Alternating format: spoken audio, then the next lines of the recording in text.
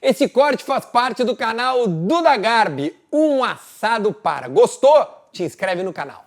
Quando tu te depara com a possibilidade dele ser o teu treinador na seleção e até ter que te convocar, porque tinha mérito na tua convocação, imagino, né? Não era o filho do... Eu tinha ganho a Superliga, tinha sido o melhor jogador da Superliga, mas é que tinha uns caras na frente ainda. Mas aí eu fui pra seleção de novo. Eu lembro que teve uma treta ali, uma... o negócio do Ricardinho em 2007, aí foi depois, Mas eu digo, como foi a relação treinador-pai, pai-treinador, como é que... Não, o início foi complicadíssimo, né? O início foi difícil. Porque assim, primeiro que quando os mais jovens chegam num time, normalmente os caras são mais cobrados, né? Digamos. Os técnicos, isso é natural, acho que em qualquer esporte, né? Eu era mais novo e eu tinha esse lance do filho do técnico. Então é lógico que ele queria mostrar para as pessoas que assim, aqui vai ser a mesma coisa. Eu vou cobrar o tanto quanto ou mais dele que dos outros. E foi assim desde o início. Então no início eu falei, caraca, porra, precisa ser pesado assim, precisa ser... Mas chamava ele de pai? Não, eu não chamava ele. Deixava só ele me chamar. Pra que eu ia chamar ele? Não, mas tipo assim, cara, uma orientação, pai... Não precisava. Me chamava toda hora, me enchia o saco toda hora. Vou chamar pra quê? E eu também não queria chamar também pra não, né? Você não queria... Porque eu também não sabia como é que chamar direito. Então os primeiros anos foram difíceis. Tanto que assim, nas minhas folgas, férias e tal, a gente se distanciou como pai e filho. Sério, cara? Sério. Isso foi durante alguns anos. Foi uma coisa um pouco natural. Sim, porque se tu tá com o teu treinador, que é o teu pai, 2 meses aqui, tu falou, né? Que os caras basicamente 2, 3 meses. uma imersão. É isso aí. Cara, depois eu não quero ver esse cara, velho. E assim, é num lugar diferente. Eu imagino que assim, existam vários pais e filhos que trabalhem juntos. Né? Uma empresa. Claro, uma relação natural. Só que, né, uma relação que, o cara trabalha com o pai na empresa dele, não é, no negócio do pai e tal. Mas ali existe uma coisa de performance, existe uma cobrança externa, interna, uma vitrine, né? Todo mundo, seleção de vôlei, cara. Todo mundo acompanha, caraca, campeão olímpico, campeão mundial, não sei o quê.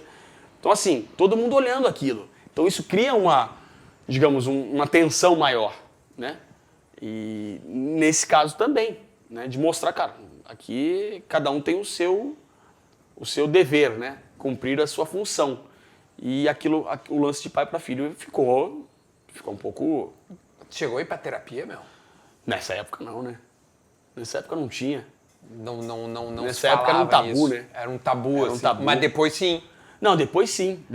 Mas e era aí, um quando assunto eu fui, recorrente, quando tu eu já fui entendeu depois, bem essa... quando eu fui depois, já não era mais um problema.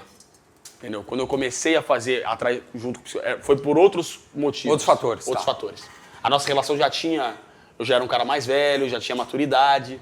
Eu acho que o início ele é difícil também porque você não tem ainda, você não sabe como, né? Então ao longo dos anos as coisas foram melhorando. Mas tu acha que pra ele também foi foda? Foi, com certeza.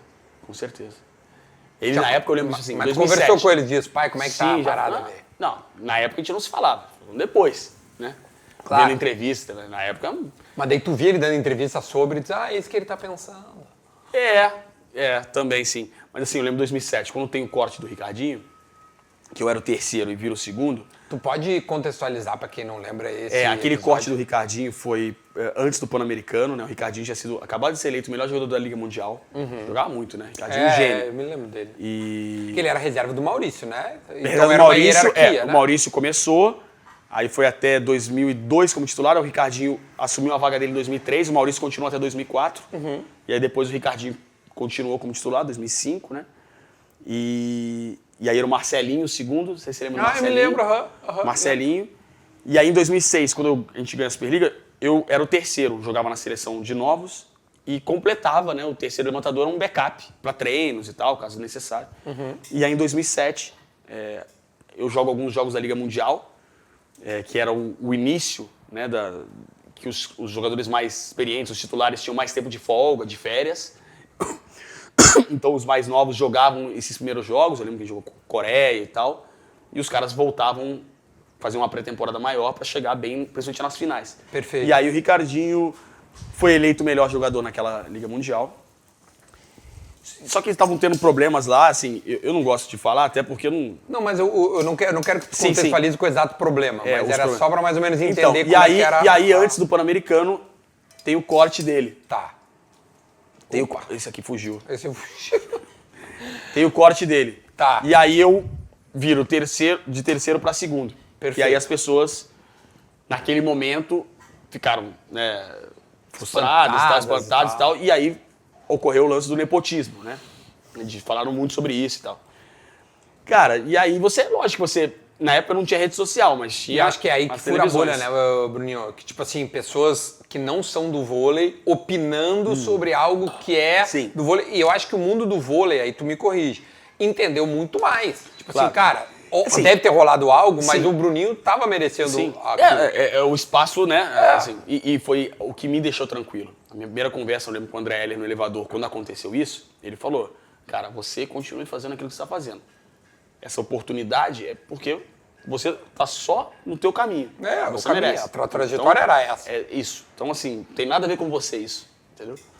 E isso que me deixou tranquilo, porque eu tinha um respaldo das pessoas que eram realmente quem importava, que era o grupo. Os teus colegas de O trabalho resto- entenderam. O resto, pra mim, essas vozes de fora, eu não podia fazer nada com isso, entendeu? Quando eu entro no primeiro jogo do Pan-Americano, que tem muitas vaias, um pouco de aplauso, não é simples, mas você... Chegaram a vaiar, cara. Vaiar. Quando tu primeiro entra jogo. na quadra, tu é vaiado. 2007. Que loucura isso, cara. E aí, 9 anos depois, a gente ganhou o ouro olímpico lá no Maracanãzinho. No mesmo No lugar. mesmo lugar. Então, assim, o Maracanãzinho ele é um lugar muito emblemático pra mim. Mas, assim, eu entendo o público, é natural, a gente acaba julgando, né? Às vezes um pouco sem saber, né? Tendo... Acho que sempre sem saber. Não sempre, mas... Mas sim. E assim, mas eu acho que teria sido... Podemos? Claro, meu. Pô, desculpa. Teria sido mais simples. Pô, pra não causar... Corta o segundo. Em vez de cortar o melhor do mundo. É porque com certeza tinham problemas ali que talvez não... Tinham que ser resolvidos dessa maneira. Então... Mas... Até hoje... Recebe umas mensagens ainda, pô... Tu roubou o lugar. Vai... Mas faz parte. Mas o Ricardinho, ele ainda tipo, você se dão? Não sei. Sim. Não. Eu nunca tive Passou. problema com ele. Eu nunca tive problema com Sim, ele. porque Ele não voltou era pra tu. seleção em 2012, Aham. em Londres. Trabalhamos juntos. Eu nunca tive problema com ele. A Sim, a gente sempre se parada deu não bem. era tu, né? Não, e meu pai também voltou a conversar com ele. Aconteceram os problemas deles e tal. E passou.